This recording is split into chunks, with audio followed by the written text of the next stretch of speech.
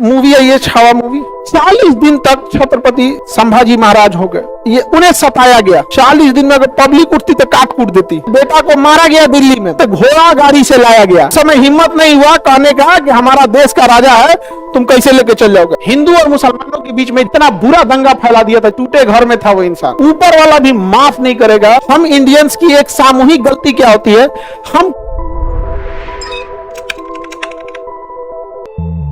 India में चाहे कहीं पे भी हो, हम इंडियंस की एक सामूहिक गलती क्या होती है, हम कभी भी हिम्मत दिखाकर कभी पब्लिकली किसी बुराई के खिलाफ लड़े ही नहीं। कभी कभी मौका मिला लड़ने का।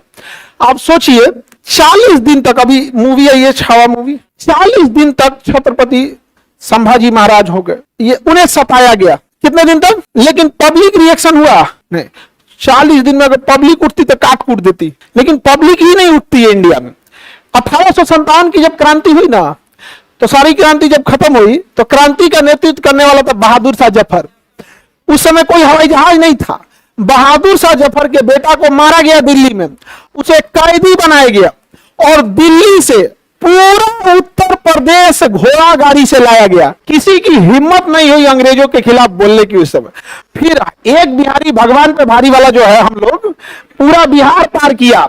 किसी बिहारी का उस समय हिम्मत नहीं हुआ कहने का कि हमारा देश का राजा है, तुम कैसे लेके चल जाओगे। आज हम बोलेंगे कि एक बिहारी भगवान पे भारी, 100 पे भारी मतलब कौन सी। जब फेंकना ही है तो तनी दूर फेंको। एक बिहारी यमराज पे भारी जब फेंकना ही है तो थोड़ा दूर का फेंके आदमी, तनी लंबा फेंके आदमी। सोचो महात्मा गांधी कितना महान व्यक्ति होगा कि जिसकी हत्या करने वाला व्यक्ति भी अमर हो गया, उसकी हत्या करने वाला व्यक्ति भी अमर हो गया।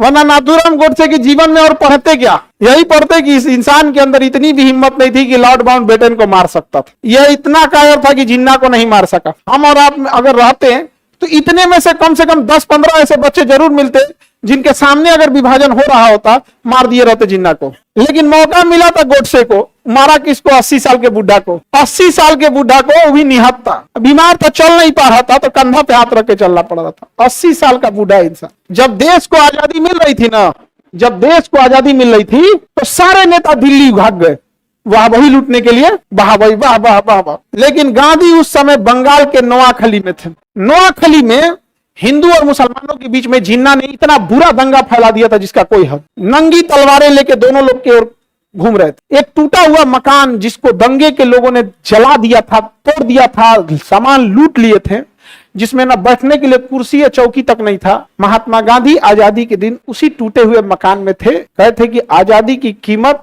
आजादी के लिए दिल्ली में बहुत सारे लोग हैं, यहां इन लोगों को मेरी जरूरत। आजादी के टाइम पे लोग दिल्ली में जाके जश्न मना रहे हैं, तुम्हें आजादी के दिन गांधी नहीं मिलेंगे। वो टूटे घर में था वो इंसान, और ऊपर वाला भी माफ नहीं करेगा।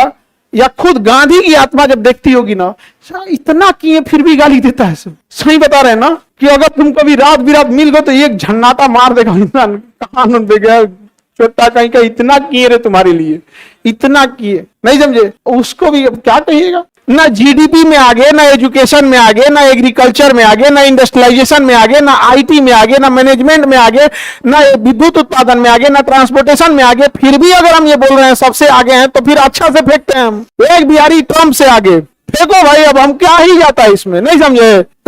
जापान वापान को हम लोग पीछे कर देंगे।